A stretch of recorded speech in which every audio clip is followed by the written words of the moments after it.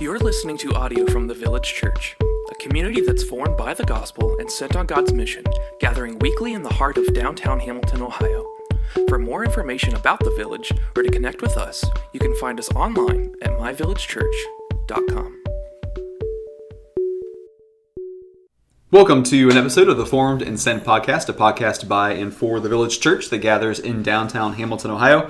My name is Scott O'Donohoe, one of the pastors of the Village, and with me today is... Welcome. My name is Matt Tucker, one of the pastors of the Village. Hey-yo, Michael Graham. Same. We are here to do a family meeting podcast today. We usually do these a couple times a year, family meetings, that is. This time, a little bit different. The weeks and months have gotten away from us, and we did do one of these podcasts, I think the last family meeting we had, just to kind of dump lots of information and things ahead of our actual in-person time together, so that folks can digest and respond and react and formulate questions and all that kind of stuff in advance. And so we are doing basically that again today. Wanted to record just information and updates and thoughts from us so that you guys can digest those at your own time and pace.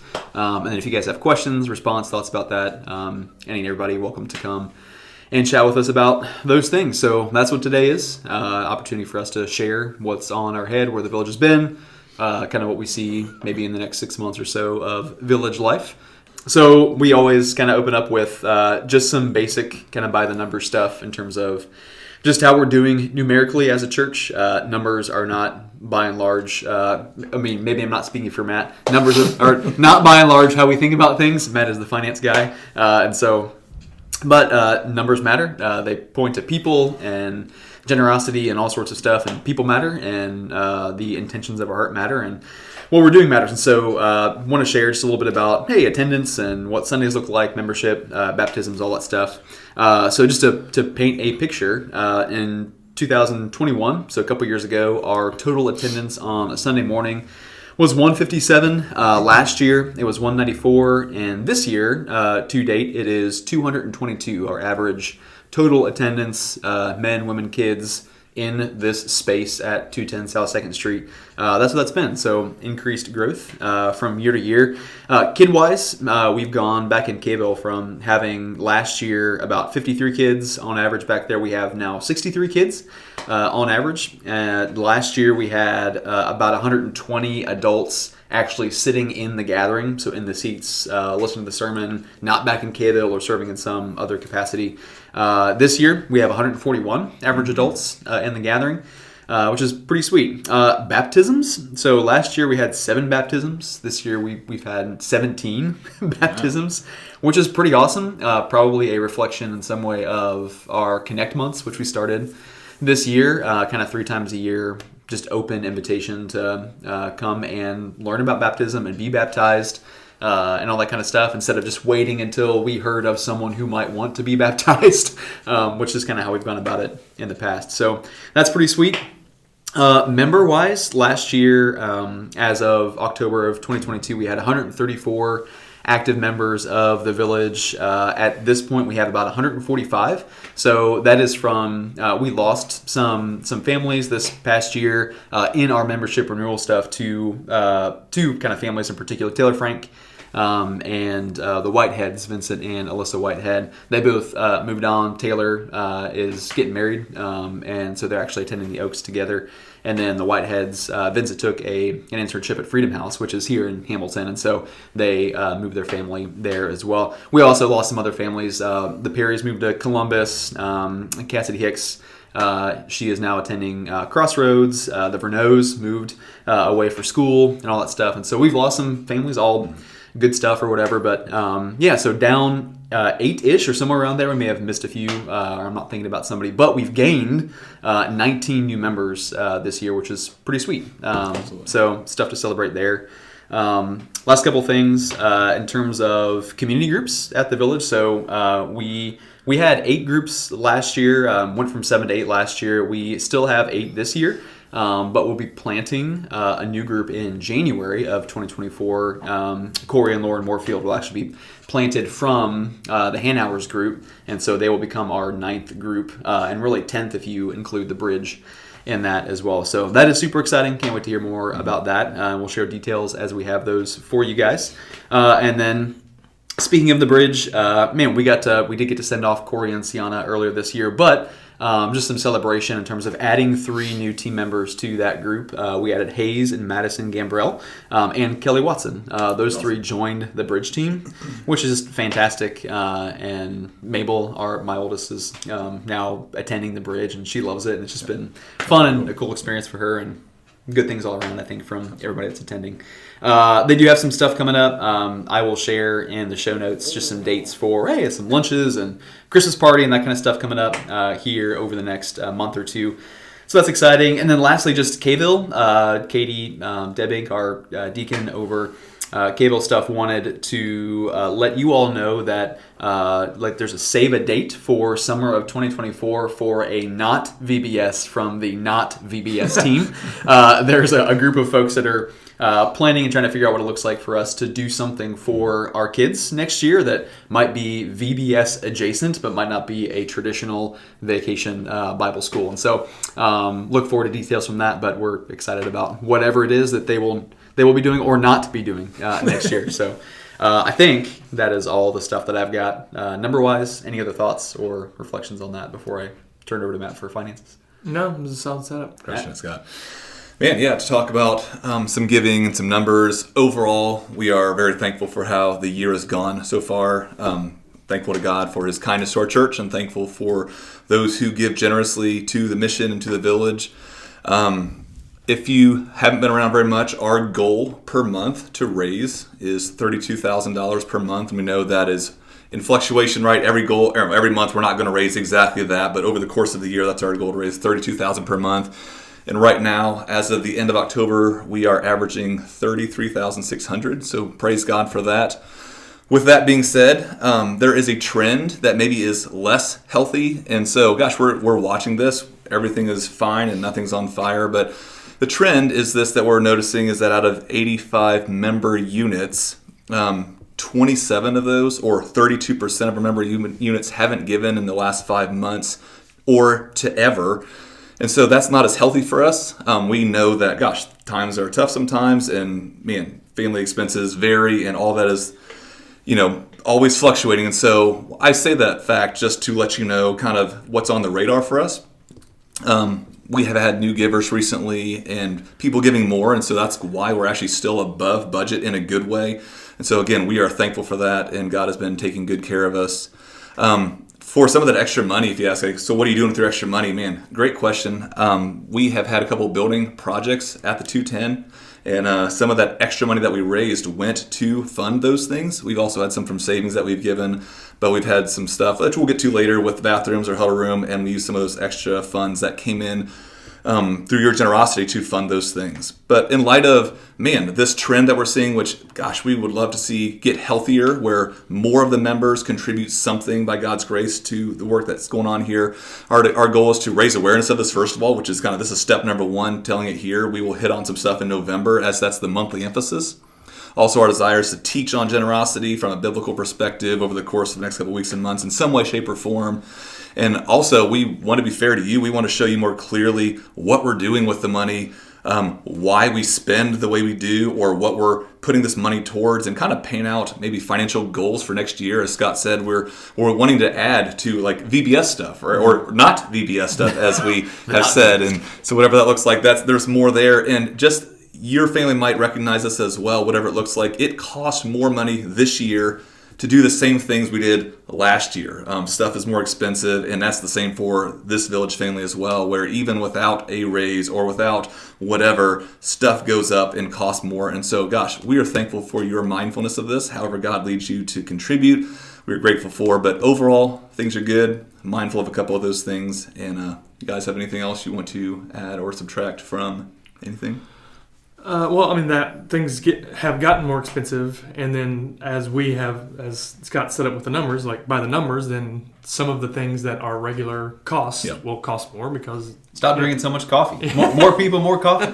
What the heck? larger family costs more money and all those things. One of the things that I shared with Matt, I think, in Matt, that was a pretty level-headed deal. Matt bears the weight of finances more than anyone else around here because every time someone swipes a card, he has to figure out where that money's coming from. Absolutely. And so even like for me, for example, I could like, we're not frivolous spenders around here by any means, but like it's real easy to be like, oh, it could come from somewhere. Or we have money.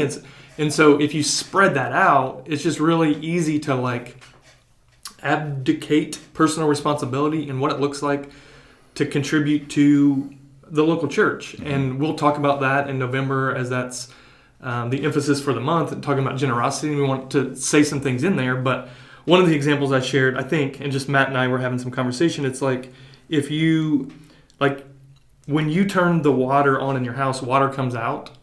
And it's impossible for the world to be like, all right, guys, let's tighten it up. And like when you're brushing your teeth, turn off because you're like, no, but when I turn the thing, water comes out. Yeah.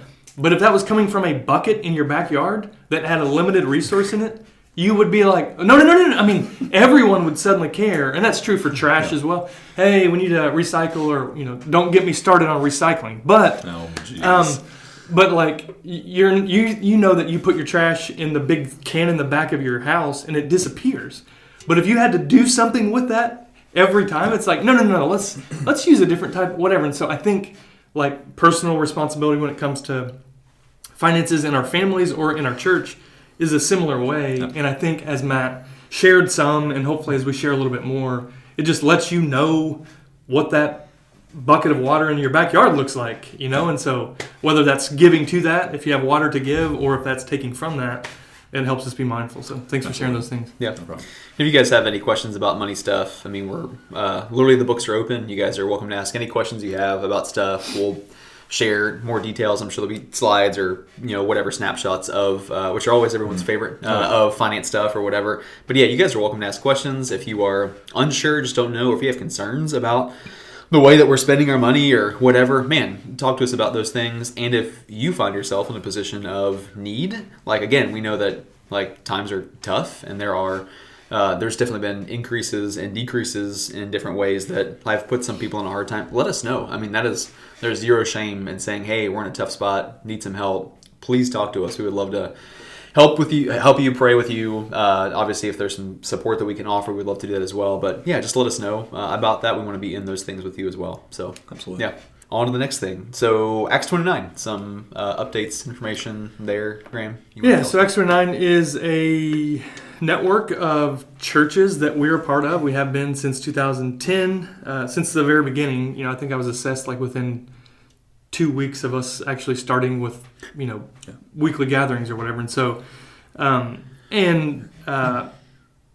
depending, it's interesting. I get to talk to people that are planting churches in the United States and people around the world. And it's so interesting to talk to them and hear just their experience. And the things that matter to us in the States are like, cultural stuff and like, what's the network saying on whatever versus someone in a different context where it's like, I just need support and another pastor who thinks in some way like I do that can help me figure crap out or work together or whatever. And so it's just so different. And I think that's helpful when we think about a global network.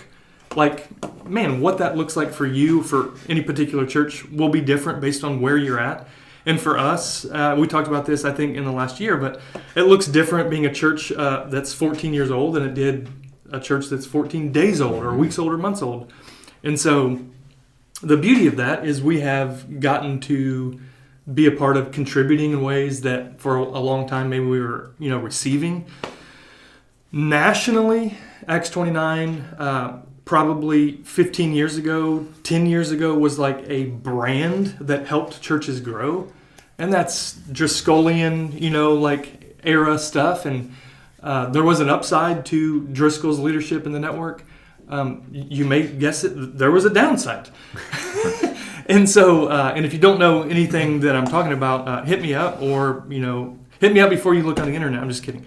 Yeah, hit Michael up. Yeah, hit me up. We'll talk about it. There is a lot to say about this that I can't say all here, but anyway, so I think when you look over the last few years, there just have been fractures within evangelicalism that were maybe exposed, or people around 2020 started like running for the hills, whether it's cultural stuff or like what it means to be like-minded, and people began to shoot people, like proverbially, and find different allies, and who are you in the trenches with. And I describe this way: in that time, whether it was like political or social or like ideas of justice or whatever that looks like, there began to be perforations within large groups. Acts 29 is not an exception to that. And so those perforations over the last couple years, I think, have begun to tear in some ways, and I'm totally okay with that. People will be encamped in smaller clusters and of like-mindedness, and so Acts 29 has consistently been a pretty wide umbrella. And so for us, we are in that umbrella, and the network is listening. So over the last 6 months, they asked a lot of churches a lot of things, and basically a couple things that they kind of landed on is, one, there's probably been about 3 iterations of Acts 29. The first one was scrappy. It had no money, but it had big vision and like take the hill type mentality. A few years, probably, I don't know, 2015 maybe, you have a guy by the name of Steve Timmis who was running things, and he shifted the network to be a global network. And he did that in ways that were like remarkable. But then it became bloated, and it became like there are lots of things within the network that stole resources and some of those good things and some initiatives and lots of stuff. And so they're like, what does it look like to be like Acts 29 3.0? And it's trimming some fat and identifying that we're a network that plants churches, but also we care about theological clarity, and relationships are part of those things as well as huge contributors. And so I think in the next 6 months, we will continue to learn. I will continue to learn. There's a big thing in April, a conference where they're like unrolling some theological clarity that's much needed around cultural stuff, and some of that is complementarian stuff, and where are the fences on some of those things that people are wanting to know. And so a lot of stuff in there.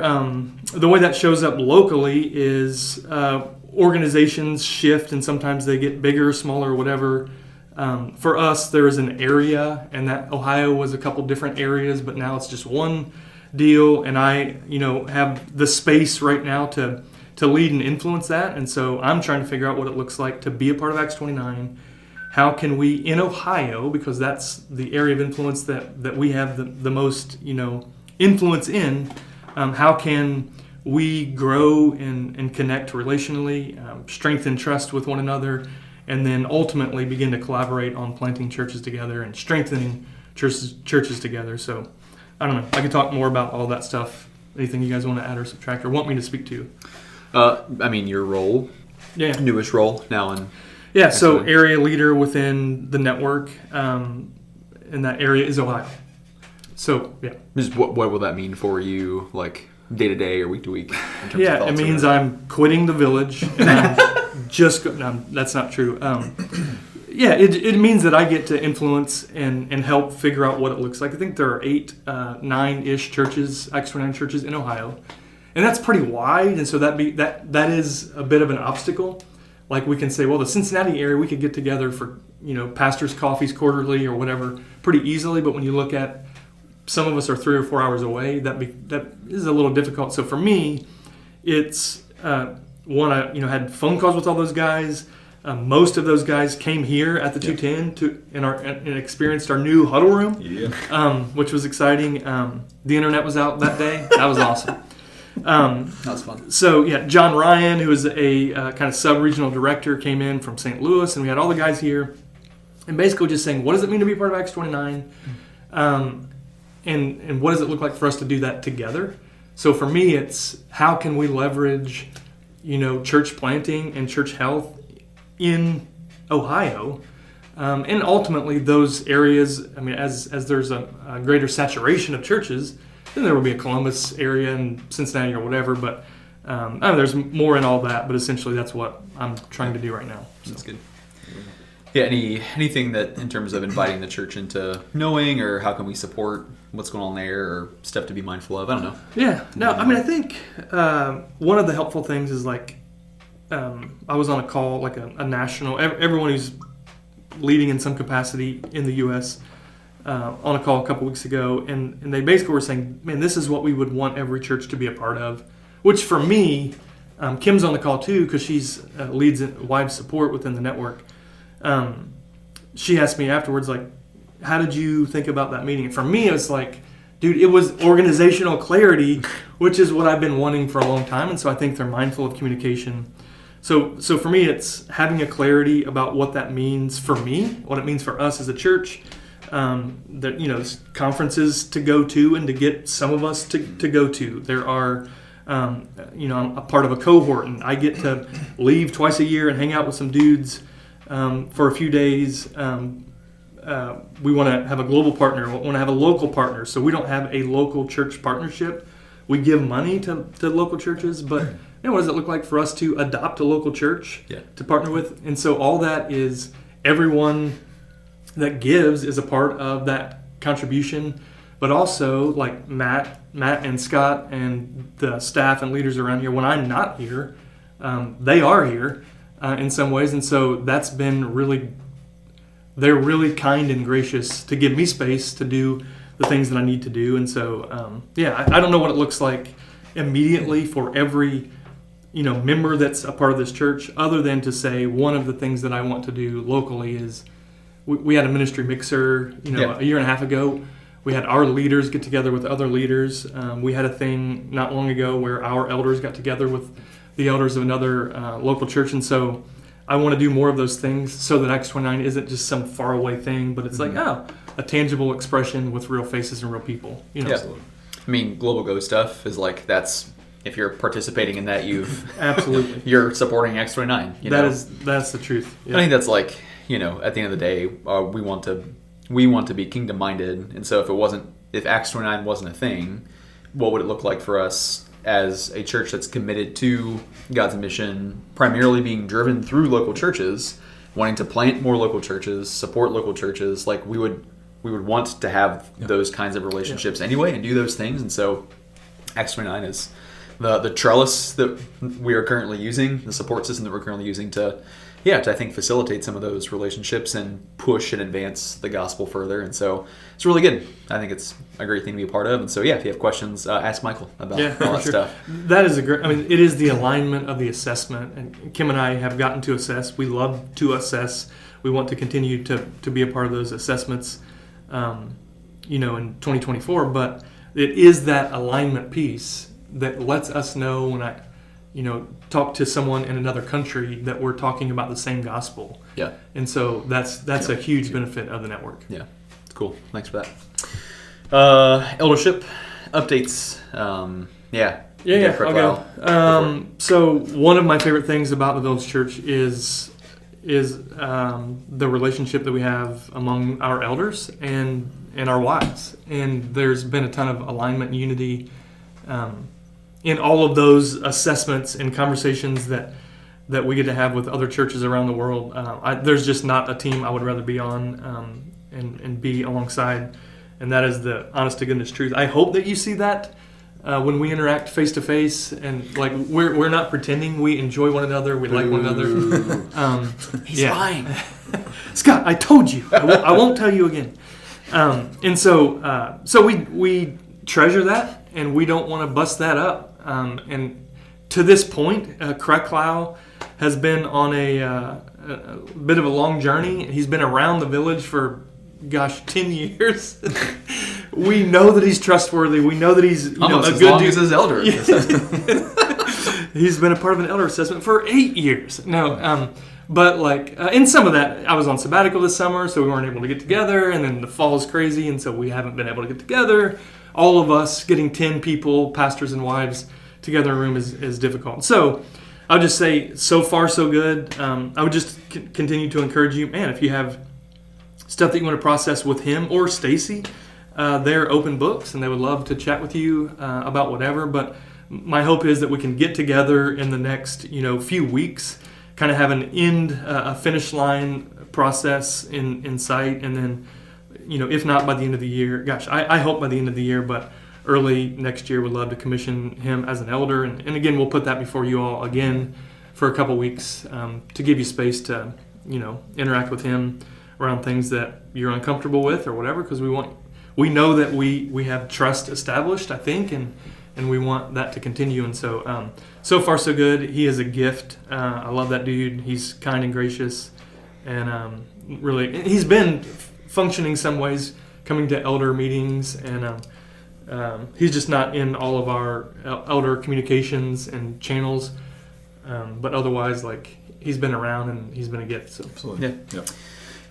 If you too would like to begin the 8-year process of eldership, we do have gospel eldership coming up beginning of next year in 2024, January. How many weeks is that? 9 consecutive 30 Saturdays. Yes, 9 consecutive Saturdays. 7 For 8 years. a.m. and 8:30 p.m.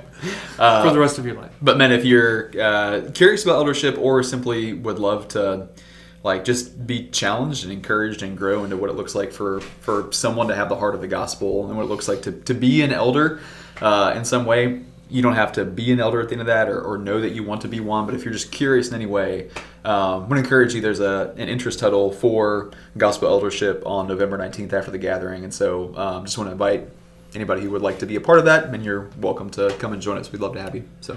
Yeah, and if you're a guy who's gone through that before, it is 2.0, but similar content or whatever. But also, if there's somebody that you're in community group with or in community with that's part of the village that you think, man, I would love for this dude to walk through that, then one, you're more than welcome to hop in there, although seats may be limited at some point. But then encourage them to be a part of that. So yeah, absolutely, it's great. So Sunday morning gatherings, we've been talking about, I guess what have we been talking about as it relates to Sunday morning gatherings as elders? Yeah, so at the beginning of the year, I think in the beginning of the year, we did some reflection, and we always kind of say, what are 3 to 5 big things that we'd like to press forward as elders? Because time, I know you think that we only work on Sundays, and that's the joke and all that stuff. We go hard around here, and we're working early and we're working late, and there's just never enough time, and it's stuff that we love to do. We spend time with people. Our days get hijacked every day. And that's okay. And sometimes it's me just barging in their offices and saying, hey, look, we need to scribble on a whiteboard for 45 minutes. And then every time we say, all right, we're not going to have a staff meeting, and then we talk for an hour and 15 minutes just standing up in the commons, and we say, man, I'm really glad that we didn't have this meeting today. So just to and so what we try to do at the beginning of the year is say, what are 3 to 5 things that we need to press forward, and who's kind of at the helm, and what does that look like to move forward? Again, me being on sabbatical paused some of that. One of the things was we love our gatherings. We know that everything that we do has a purpose, but it was just kind of man, what if we probably need to reevaluate and assess and define some things around why we do what we do, and how we can serve those that are part of the stuff that happens on the stage. So that's kind of what we started to do, and then in the last couple of months we've just really been getting together as elders and saying, all right, and Matt, maybe you can just talk through what we have been doing, looking at the pieces and all those things, and hit on where we're at. Absolutely, yeah. So in light of that discussion, we kind of put together a 1-page as to what a gathering looked like, all the pieces of it, and kind of why we did what we did and how they fit into biblical categories, prayer and repentance and, worship or whatever those things are. I think that was helpful for us to see that we don't need big changes, but we also really want to identify why we're doing what we're doing, and then being able to teach to the church and to band leaders and to the band about, when we think about a gathering, this is how we would like to think about it. These are how the big pieces play out. And I think that will help all of us align, from elders to band leaders to the band and to the church, And one of the big things is, you might not know this, but 4 different people put sets together throughout the course of the month. And that can look a lot different, right? One person's thoughts of how a set should go can change drastically from how another person's thought of a set should go in terms of prayer and repentance and what we highlight and what we kind of make less of a priority. And so from this conversation, we are looking at the set, talking about how these pieces fit together, and our goal is not to change a ton of stuff, but to be able to, at the end of the day, say, we know from a biblical perspective, this is why we're doing what we're doing. We think this will serve the church best, and we want you to know that every part of the gathering is intentional. It has been looked at. It's not flippant. It hasn't just been thrown in or casually inserted. But if there is a welcome, or if there is a benediction or announcements or message, it's planned, it's purposeful, and we know kind of how it connects to the bigger picture of the Bible. It's great. Yeah, I mean, it's been. I think first of all, we're not like dissatisfied with No, not at all. gatherings. Like we love Sunday mornings, but it's been a while, probably maybe until sabbaticals that the 3 of us got to take at some point over the last year and a half. Like it's been a while since we've been new people showing up to a different church, and so like that was my experience, kind of visiting different churches last year when we were away. Was like showing up somewhere and all the church, love gathering with different churches, and also like not having any idea sometimes what the heck was going on or like getting to experience different flows and liturgies and stuff like that, and what I found to be good and helpful and what also felt missing or was confusing a little bit. And so like gaining some perspective even from gathering with other churches who surely, like I'm used to the way that we do things here. Also, as a visitor, like it did give me some renewed lenses of what it's like to show up here for the first time or maybe for the 10th time and still not know maybe why we do what we do or whatever. So I think that's like helpful perspective for all of us then to be able to come here and have some of this conversation around, Sunday mornings and what are we about and are we being as clear as we can be and setting up our teams and leaders and folks setting up the sets and all that stuff for health and clarity and to, honestly lead all of us in worship, so Absolutely. it's good stuff. So at the end of the day, like anything, I guess what should folks expect from this at some point or timeline or anything like that at all? Like thoughts on any of those things? In the next 5 years. No, I'm joking. Sooner than later, hopefully by the end of the year, I think is our goal, is to be able to have a document or something that we might be able to put out, kind of just articulating some of those big categories. Yeah, no, I think that's fair. I think it's like good for us to look. Read a couple books, on just the historic, how the church is gathered and what has been a priority, what the scriptures say, and all those things, and then knowing who we are in our context, and I think that is the beauty that so many churches do something like this because what they're doing isn't good or isn't faithful. And it's just not true. And to Scott's point, we did get to visit some other churches and we loved them, but like our heart just grew fonder for the people that we get together with every week. And that is the truth. And so I think in some way, if you weren't in tune to subtleties, it would be possible for things to change on our end. Well, we finally figured it out, and you would not know things changed at all. Sure. But on the other hand, like, man, how can we, once we land on what that looks like or what we're aiming for or whatever, I think it will refine, serve those that are putting that stuff together. But on the front end, we do want to coach and equip for what it looks like to worship in all of life. And I think a worship gathering is an opportunity to do that. And so when we look at the components of a worship gathering, we want to show you as best as we can and in subtle ways without having someone walking across the stage holding up, cards or anything, whatever. We want to show you what we're trying to do with each element. And I think that might help focus us in all the ways that we get to. Because here's the thing, it's not, like a Sunday gathering is not a spectator event.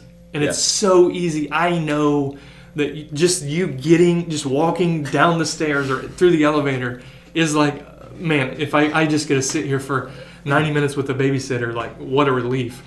Maybe take a nap. Like I get it, like whatever. But we don't want that to be the case. We want it to be refreshing and life-giving, but we do want it to be participatory in what we're trying to do. And I think if we can shine light on that subtly, invite you into how every component is part of something bigger, then it will help that even in all of life for you. Yeah, 100%. With you. It's really good. Hospitality. So we've mentioned it a couple times, I think, in the course of this, and even honestly, like talking about gatherings, like it's a way that we want to grow in hospitality, is being clear and all those things in what we're doing. So it's going to be a theme in kind of early 2024 What at does that least. mean? Yeah. So why and what are we talking about? It's funny, Matt and I were just, wasting time talking one day about that's who knows what, and I think he was like, yeah, maybe there's like some element of, some theme or whatever. And so I had been thinking about some other stuff, not thinking about it in those terms. And I think by the end of the day, we had kicked some stuff around and like, what if we like just kind of, like made hospitality visible, in 2024, at least early on. And I think I'd said like hospitality is like a visible expression of welcomeness. And I think that's true. So the reality is God has invited us in spectacularly, and we get to do the same. Like, we just get to do the same. There is no reason why people shouldn't feel welcomed, like, in a way that's out of this world when they gather with God's people. And I think for years, we meet in a basement. We're totally not a church that's like, user experience oriented, those things like make us feel like we need to take a shower and stuff, but the reality is like people walk in and they have an experience, and if it's a bad experience, that's not good. Like, we don't want that to be the case. And so just thinking about a guest experience and the systems that we have, hear more about this at some point, but like communication channels, how can we make sure that you're getting the information that you need, and how can you make sure that you're getting the information that you need? So kind of looking at lots of back-end stuff, but also like the facility, and the huddle room has been a gift for us. Connect months have been a huge part of that. So we're kind of already been ramping up. The women's restroom, I never use it, but I'm guessing that it's been a more pleasant experience than whatever it was before it got a facelift. And so we've already done some things. But I think it's just for us to look and say, man, how can we just increase the visible expression of welcomeness in a way that Christ has done for us? And so when we look at facility, we've been kicking around the idea. We shared with you all for a little while back.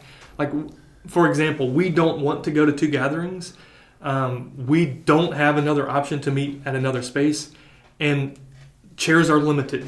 So and we want to grow too. So what do we do? Well, like, we're going to maybe, hopefully, by God's grace in the beginning of the year, knock out the current kitchen, give us, room for maybe 40 more seats or whatever, move the coffee bar over to the corner where that little stage is, get running water there, which would be incredible. Yeah. And all what that does is, one, it makes your neighbor coming and gathering with us feel more welcomed.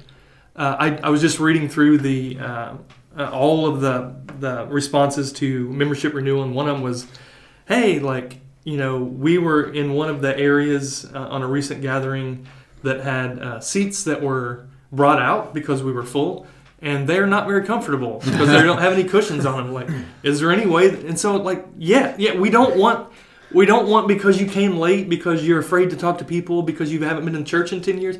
We don't want to sit you in a place where you can't hear and you sit in an uncomfortable seat. Right. So we don't want to go to 2 gatherings, and we fight against that. And so what can we do? Let's spend a little bit of money and give our team that serves coffee and hospitality running water, and let them do their job even better for those groups that come in that aren't a part of the village. Scott, Big Brother, just talk about that for a second. How something like that would be helpful. Yeah, we had, some of you may not know, we hosted Big Brothers Big Sisters at Butler County. They have like an annual celebration. They give awards and recognize, Big Brothers Big Sisters, Little Brothers Little Sisters, all that stuff. And they just have a night where there's food and there's games and pictures and face painting and all kinds of stuff. And they reached out to us to see if we'd be able and interested in hosting, and so we did that, and it was really sweet to be able to open up the huddle room and open up the sliding door that went into Big Caveville and a carpeted room and all that stuff, and to see folks come in from the community, adults, kids, from all corners of the city and the county or whatever, to come in and use the space and enjoy the space, sitting at the tables and playing games and having fun and it was really cool in a way to serve and bless people that are involved in really important work in our community. Like, we want to be able to host those sorts of things. And so honestly, like, seeing the huddle room and then envisioning what, like, that kind of revamped coffee bar and sitting area out there, and then some more space where the kitchen currently is, envisioning what an event like that would look like with all of those things, it becomes even more like, man, it would just be a great space to be able to host stuff like that. Young Lives that meets every month, like, just all sorts of things. Women's Gift Exchange, like, all the things that happen in a given month or year here. Just really exciting to think about being able to have that space facilitate better the kinds of things that we want to be able to host. So. Absolutely.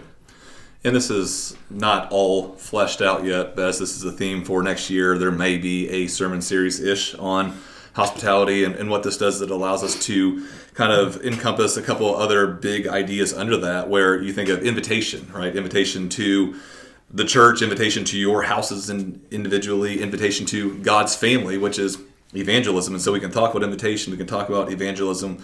If you think about having someone over, you think about generosity or care or whatever, relationships. And so a lot of space underneath this big bucket topic to be able to talk about a lot of things, and we're excited for it. Yeah. Yeah, so this Sunday, I don't know when this is coming out, but whatever, some Sunday, we're meeting with all the serve team leaders, and one of the things is to challenge them to, with their team, think creatively. How can we, in whatever we do, whatever team we lead, be more hospitable? What is one thing that we could do? And so you look at 12 or 13 or 14 or 15 areas of ministry or team oversight. Like, if half of those teams said, man, this is something that we're going to do, or if all those teams, then you would, I think it will be a felt presence. And all that stuff increases culture.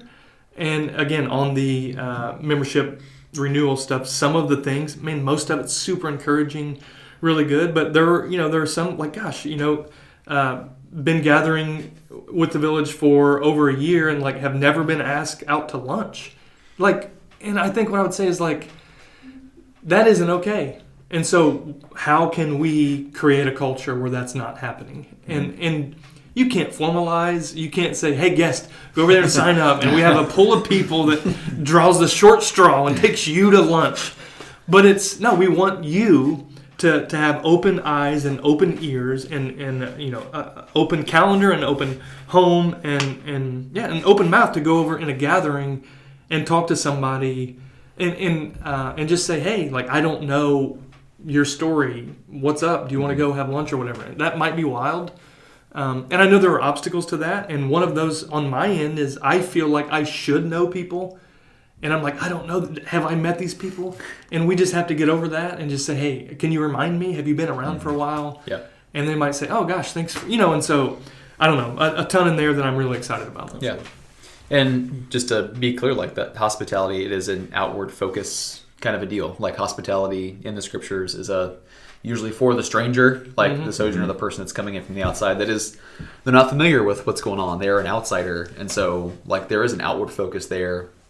And so part of that is, like we've been talking about, is to help equip us internally to be outwardly focused and hospitable. And so I think that's what you'll see. And I think us being mindful of those things are the things that help drive us then internally to, gosh, like, how can we do these things better? I think that's the hope. And so as we talk about increasing local Go stuff, which is an emphasis, questions that we asked about in the membership renewal things and stuff that we're hoping to be able to give more to next year with budget and put some more effort into, like, we want to be able to go locally and then have an even healthier, more hospitable church to then invite people into. And so that's the hope. It's all that stuff fits together or whatever, but yeah, I'm excited about all that stuff. Matt, do you want to talk a little bit about, like, specifically, is there any details around building stuff? I know Michael mentioned kitchen, all that. Is there anything in particular around building things? Man, we want you to know first. So we've talked about updating the women's bathroom, and that was much needed. Probably should have been done 10 years ago, but it wasn't. I mean, if you hadn't seen it before the last couple of months, it had a massive hole in the ceiling. It probably leaked at least 1 out of every 4 Sunday gatherings. Not well lit, not great. And so, What are you women doing in there? I don't understand. we want you to know our desire, as we know we rent this space, is to not just think bigger and better. But our goal as we outfit this space is to serve the folks who come here well, to be hospitable, to be able to obviously show care, and we don't get, diseases when we walk into some place, or we don't bump into walls because we can't see things. And so that's the goal in doing the women's bathroom and providing room for the huddle room, is just to make it a space where, gosh, we can serve the people well. We can have membership meetings where there's actually a wall there, not just a curtain to block out kids running through there and stuff like that. These are just natural things that we get to do to serve those who come here. And so, we have some stuff in the works as well that Michael might have alluded to, where we hope to, in this next year, kind of knock out the old kitchen walls and make more space for the gathering, so people can sit and feel comfortable and also be closer to what is happening. And then also with that, we want to build out the new kitchen area, hospitality bar area, where it just welcomes people. We want people to feel cared for here and welcome, and we are not this stuffy high-end church, but we're just really low-key, and we want to have you be able to come up and get a coffee and see a smiling face and know that someone sees you when you walk in. And so these are some of the bigger projects that we have done and that we are looking forward to, and I think they will hopefully serve our church well, both who are here now and also who we hope comes in the future. That's great. I think correct me if I'm wrong, Matt, I think the order of things will be presumably in January, if all things go to plan. Plumbing kind of begins for the new kitchen area. Absolutely. In the corner, where the corner stage is, sometime in January. That space will be kind of built out first, because there's not really anything. It's kind of a blank slate at this point, minus the stage, and so we can kind of build that out without intruding very much into anything else or taking up any other space. And then finish that side, and then once that kitchen area is done, then we'll take away the kitchen area that currently exists, that kitchenette. We'll do that at some point after that as well, so that we're not kitchenless or whatever for any period of time. But I think is that right? That is it, because we need a kitchen, and so we can't take out the old one until we actually build the new one. And then also you're probably wondering, what are we doing with the old hospitality bar, which is over there? And we would love to make that a seating area where we can connect in prayer, where people can come in and work if they want to, or whatever happens. So that is kind of a third step down the road as God provides and as we see fit. Yeah, probably like a more like a living room area-ish to kind of sit, casual seating and whatever. Yeah. So it's good. Absolutely. I know, like the huddle room and the women's bathroom, a lot of the things that we've done around here have been largely volunteer-driven, working on stuff, work nights, maintenance team, Matt and Kia painting or whatever, all that stuff. I think one of the things feedback that we've gotten from those projects has been, hey, some of us would rather just give financially to being able to cover the cost of having some paid labor come in and take care of that stuff. And so in terms of what that looks like, we're not going to turn away anybody who wants to help us, demo or put things in or paint or whatever. We'll have some of that stuff for sure. And so if you would like to help with any of that, we will let you know as we kind of have a schedule of work that will be done. We'll let you in and invite you in on those things. Also, we will likely be saying, hey, if you would like to help us do that, you're welcome to financially give to support that particular project in particular. Don't know what there'll be a campaign name or whatever. If it's like the kitchen campaign, we need to pay for a kitchen and who knows what it'll be called, if anything. But kitchen net. But that's the thing. Yeah, there you go. 2.10, 2.0, or I have no idea. But you're welcome to contribute in that way as well. So we'll share details at some point. But that's just from kind of really previous good. Wanted to hit on that as well. Anything else from the building stuff, facilities, things? Not that I know of. Our goal with this as well is to use every part of this space well. Yeah. We're trying to constantly identify how can we make this space better, more usable, more friendly, more inviting. And where the new kitchen will go is a place that is largely almost a, quote, dead space in a sense. And so we're trying to maximize all these areas of the space so that we don't have to go out and pay probably more money than we actually afford for another space. Because we've looked at places and largely they're just not either big enough, there's not enough parking, they're too expensive. And so because of that, we are being here, trying to make the most with what we God feel or Yeah. what God has given us to do. Yeah. I mean, I have to steal like 2 minutes here. Like, facility is really important. There have been times when we like, I remember like probably before Matt came on, Scott and I, like, we loathed this place. We're like, we've got to get out of here. Like, we're dying. But then you think about it, it's because it had like fluorescent flickering lights and it felt like a interrogation room just when we were just working and whatever. And so, like, don't get me wrong. I like to get out of my office 2 days a week. I'm not in here much to see the sun, but like we get that. But this space has been a gift. It is getting to the place to where like we enjoy it, Yeah. and it serves our purposes. There are no other options. Trust me, whenever you see a Facebook post or whatever of some building that's vacant, we've probably already caught about it. Yep. And so, or shoot it our way for real. But we're always looking. But I just want you to know, philosophically, Matt and I talked for 3 hours this week about like budget, finance, reflected on how other churches think about stuff, looked at other church budgets, and one of the biggest differences in the way that we manage money, this is probably for another day as well, but is our staff budget is really high per whatever percentage-wise, but our facility is really low, like 10% lower than the next guy. And so that really is what enables us to have a higher percentage going towards staff.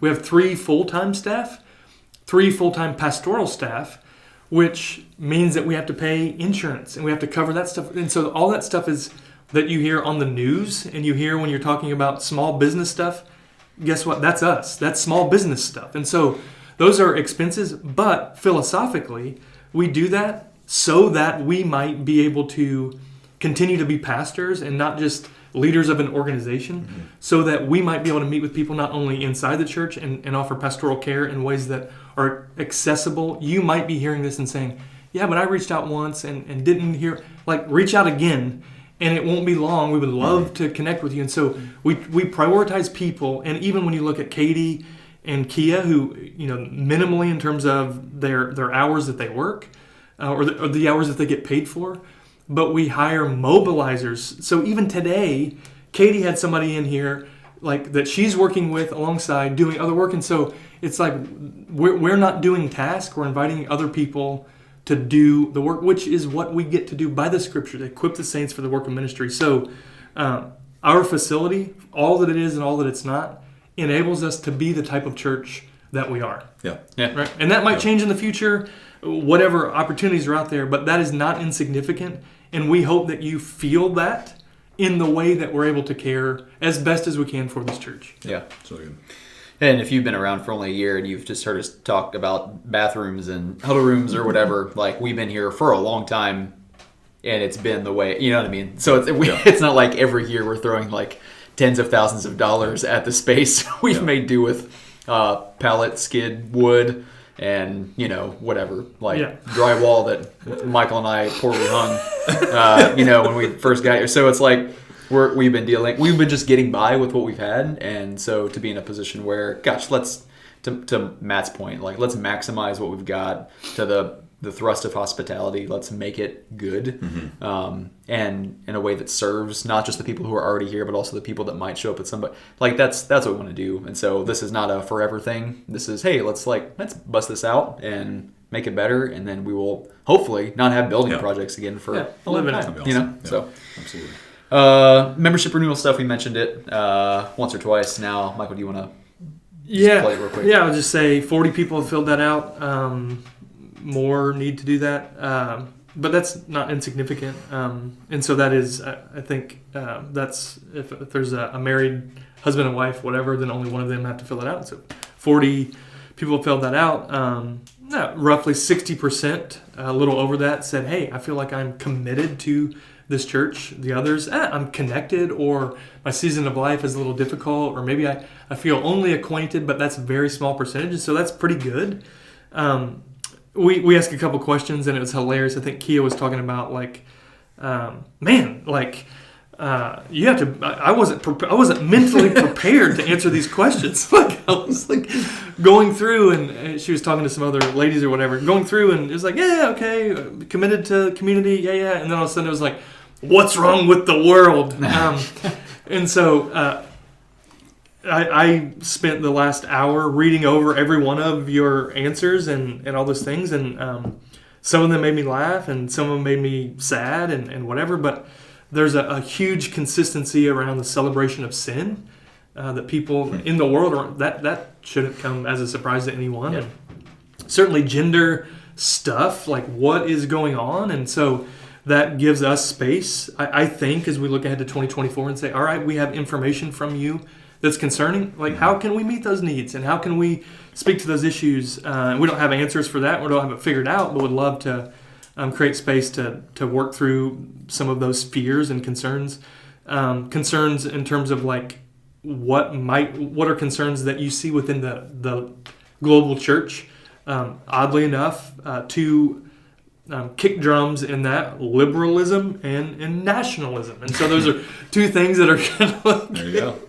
wait, don't shoot at each other, right? Do not do that. I'm kidding. It's a joke, sort of. And so, yeah, so like that's concerns for us as well. And so like but by and large, it was super encouraging to just hear your words.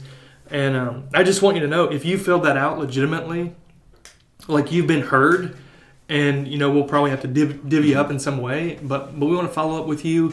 If there were things that were like, oh man, gosh, I don't like that, or I hate that you feel that way.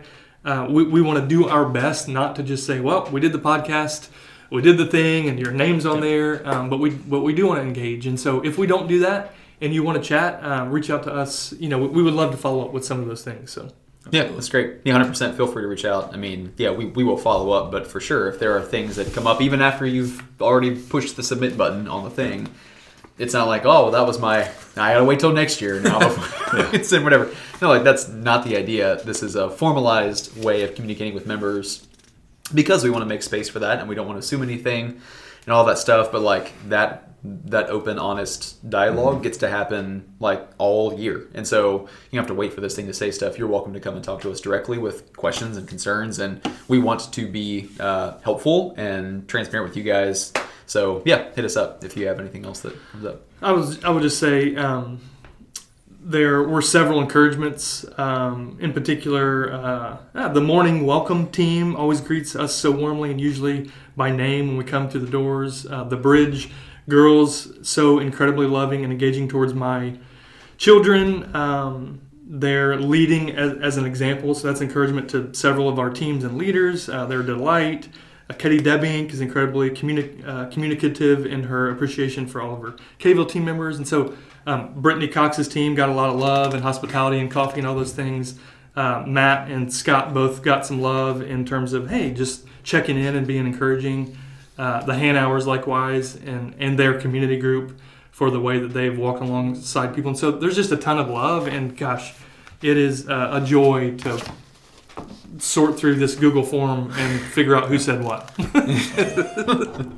Cool. Yeah, funny enough, we're recording this on the day that I think we asked folks to fill that out on. So you want actually, it's November 1st. When Fill it out right now. So fill out, even though this isn't live. This will come out next week sometime. So, but if you haven't yet, and you need to, this is late. just a reminder. Yeah, you're late. Shame on you. Last bit is just kind of like any other thoughts, the opportunity to be human or share other things that are on your mind that you just would like to share with the church while you have their ear for a moment. Anything in particular? This year, next year, just anything? Sabbaticals are over. Yeah. We appreciate all who served so faithfully and extended Huge. themselves in ways over the last 2 years, 2 summers largely. Well, Scott and I took sabbaticals last summer in 2022, and Graham got a sabbatical this year. We are healthy, we're thankful, and we are grateful because we know that it's largely you all that supported things while we were gone, and so tons of thanks there. Mm-hmm. Yeah, and overall, I'm grateful to be able to do what we do. That's a great point. Yeah, thanks for me personally and my family. What a gift. And in fact, somebody said in the membership renewal, it's great to be a part of a church where essentially they were saying where I could leave and things were just great, which made me want to leave again. So that's awesome. There we go. Not so fast. I'm out of here. Yeah, I mean, just even Pastor Appreciation was October, and so that wrapped up, and just notes and emails and gifts and all those things. Like, just thanks for all that stuff. You guys certainly don't have to do that, but it means the world. And honestly, it's not just words when we say it's a joy to pastor the village, and legitimately could not imagine not just even pastoring, being a part of another church at this point in my life. And so I'm grateful for a church where we get to be human, we get to be people and sheep among you all first, and it's a joy to do our best and try to shepherd as Jesus shepherds us. And so just thanks for all the sweetness, notes, all that stuff throughout the last month, and it's a gift. You guys are. So any other thoughts at all about the year, next year, anything else swimming in your brains? Yeah. Cool. All right, very good. Well, thanks for listening to this. If you made it this far, we have on the calendar like an in-person day. No, I think that we don't. do. Well, it's probably on the calendar. It's something I've probably written down about 30 times, and I don't remember. All that to say, we will make, and it will be announced, a public space for you guys to come and ask us questions or respond live and in person to what we're sharing here on the internet. And so we'll set a date and time. And once again, if you can't make it to that particular place to show up and chat with us face to face, you are welcome to hit us up. Send us a text or email or whatever. We'd love to find time just to address whatever questions and concerns you got. And we're open books. So thanks for making your way through this. I hope it was helpful. And we'll do this again, I don't know, next year. See ya. See ya.